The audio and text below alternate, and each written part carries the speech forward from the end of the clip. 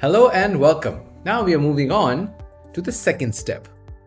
First step, if you have gone through the first video, is very important for you to understand and also important for you to note down what you have learned. So I will suggest this to you right now. Pause this video, put down in the comment section what have you learned from the first step.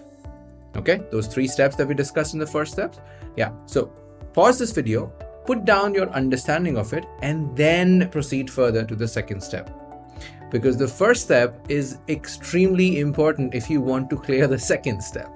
Okay, now for those who will be doing it, or great job. For those who would still be dilly-dallying it, thinking maybe I'll do it later, my suggestion, humble request, pause the video, go ahead, type in your comments, type in what you have learned from it, and then proceed further. It'll make your understanding better. Okay, now let's move on to the second step. Okay, here we go. The second step is meeting. Now there are 4 steps I am going to cover in this one. Simple steps, but you need to pay attention to how it is being stated or how it is being shared or how I'm explaining things so that you understand it as well. All right, I'm going to explain very simply, but I would still recommend take down notes and put that in the comment section as well about what you're learning from this one as well. Okay, now the first step is listen. Now, what do I mean by listen? Well, here's what it means. Most of the time, we have a preconceived notion when we go for an interview. You understand what I'm saying? That means we will think of these are the only set of questions that are going to be asked. And then you prepare for only those set of questions. And then what happens is, when you go ahead and for the interview, and the interviewer, instead of asking the same set of questions, twists it, we get confused. And the reason for that is because we are not listening. Here's a simple one, okay? And most of us gets it wrong. If an interviewer asks you, what are your weaknesses? What are your strengths and what are your weaknesses? Now we will work on our strengths really well, but when it comes to weakness, I don't know why, but sometimes we believe that we don't have any weaknesses. Yeah, I'm perfect. I'm a perfect specimen. And that's where you get it wrong. The reason why interviewer asks you this question is because you need to try and read it between the lines. If you want to know more about listening, then there is another module that I've covered, and that's a whole new course in itself. It's called active listening. Go through that course, and then what I'm going to share with you will make more sense to you as well. Okay, so make sure that you go through that course as well. Now, when it comes to active listening, or when it comes to listening, it doesn't just mean listen to the words or hear the words. It means listen to what is being said. Listen, and also listen to what is not being said more often than what is not being said, something which is like understated. So in a question like that, tell me about your strengths and weaknesses. The reason why people want to know about your weaknesses is because everybody has areas of opportunity that we are working on. Everybody has weaknesses. The reason why companies ask this question is, how are we coping up with our weaknesses? What are we doing on a daily basis? What are we doing on a monthly basis, weekly basis, yearly basis to overcome those challenges? You know why? Because nobody is perfect. Just like that, the companies are also not perfect. So there will be times when you'll have to figure out how to get over an opportunity or how to work through an opportunity. But only those who gladly accept that they have weakness will be able to work towards the betterment of that weakness. Make sense? I hope it's making sense to what I'm saying. So always listen to the question before you jump the gun, before you begin to think about this is probably what they must be asking and you jump it. Okay? What's the other one? The other one is important. So when you ask a question which you probably are not sure of how to answer, what would you do? Well, this is what you do. You pause and think.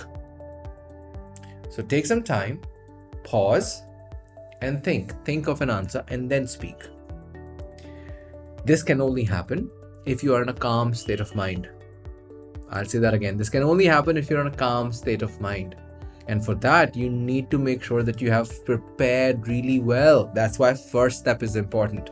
So if they happen to ask you a question which are probably asking you to calculate something, or probably making you think more than what you have already done in the first step, then pause, think of an answer, and then speak. The easier one will be if you have a glass of water in front of your table, and then they're asking you a question.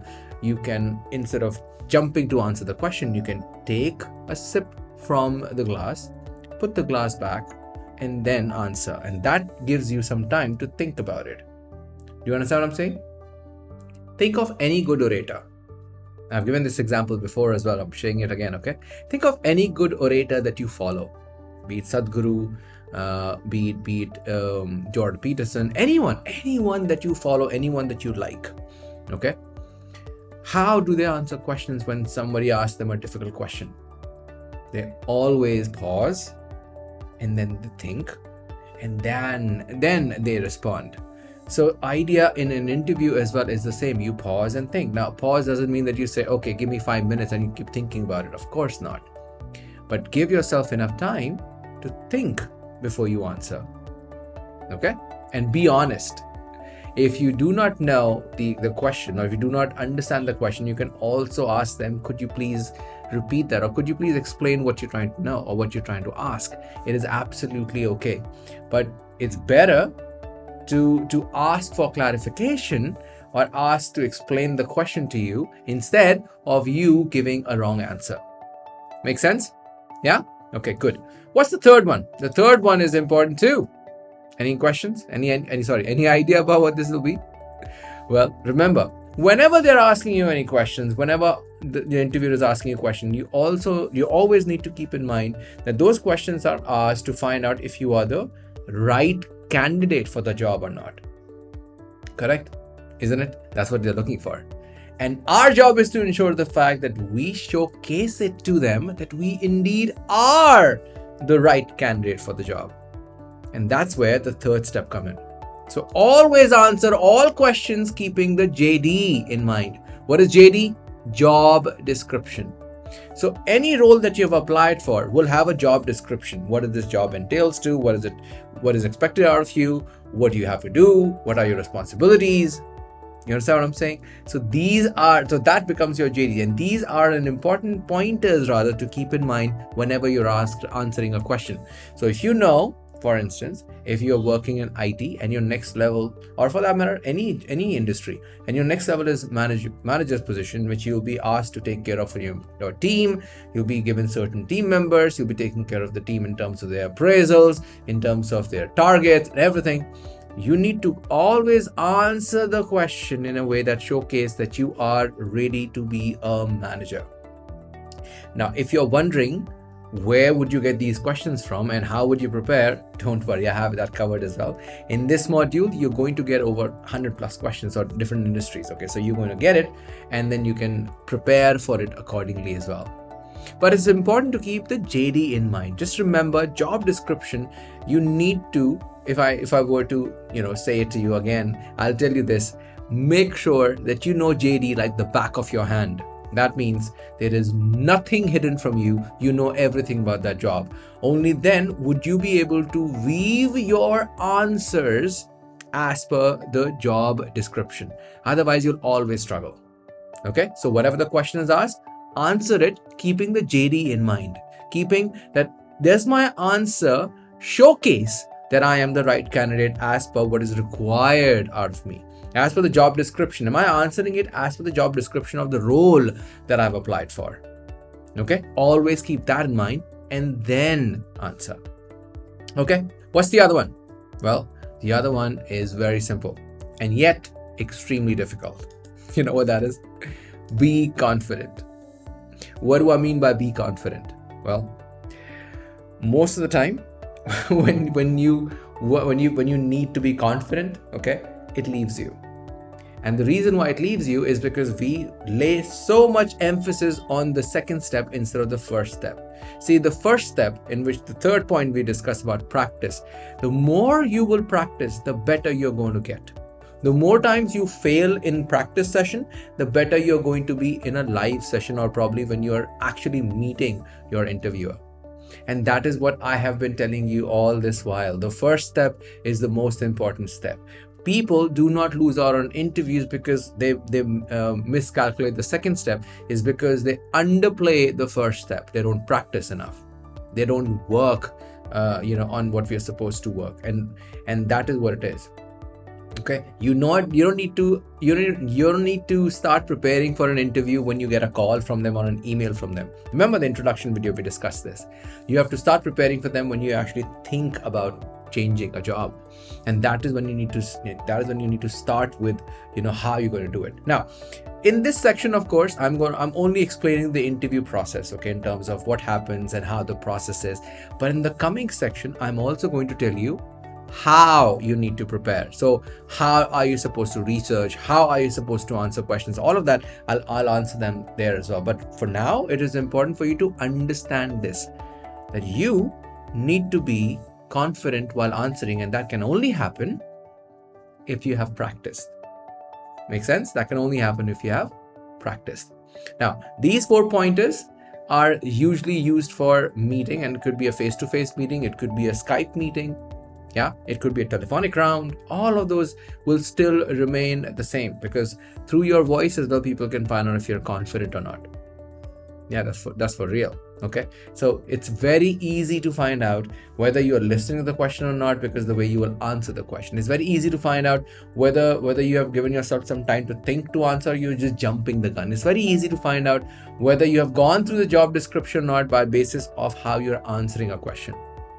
And it is very easy to find out if you are, like we discussed, confident as well. So these are the basic 4 points that you need to keep in mind when it comes to meeting.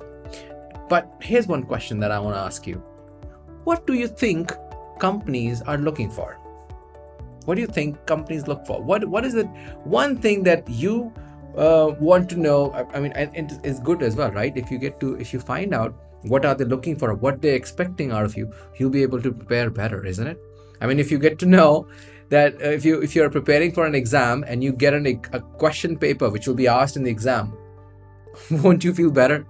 And that's exactly what happens. So if you get that question paper even before the exam starts, so these are the questions that I'm going to be asked, and you prepare accordingly. And that's exactly what we're going to cover in the next section, which is, what do you think the companies are looking for? What do companies look for when they're hiring you? And what are the things that they pay attention to? All right, so get set, get ready. Make sure that you summarize this session as well in the chat box. Let me know what you've understood from it. Let me know which of the pointers made sense to you the most, and something that you will apply it immediately in your life. Okay, and in the next section we are going to cover what do companies look for. So don't miss out. Okay, here we go.